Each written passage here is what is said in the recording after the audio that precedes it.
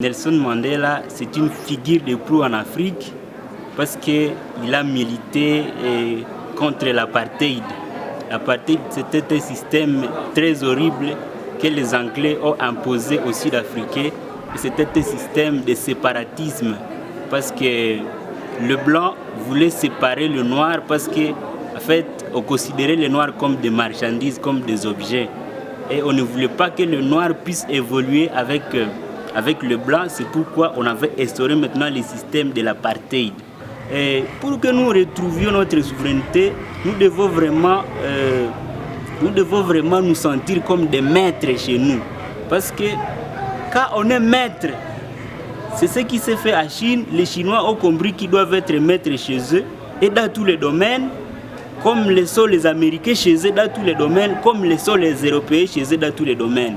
Alors, pour que l'Africain y arrive, il doit passer par la prise de conscience.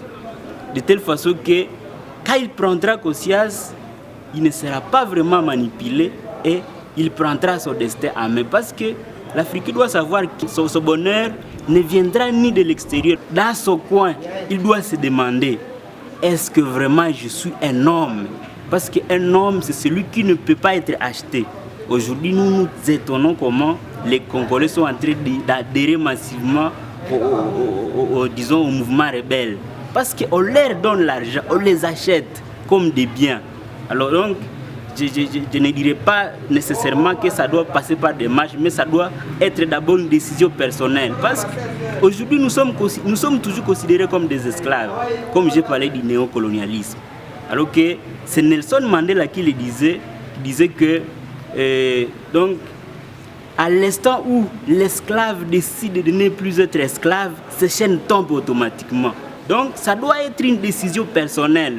Pas aller, je ne sais pas où ça, l'homme noir doit prendre conscience.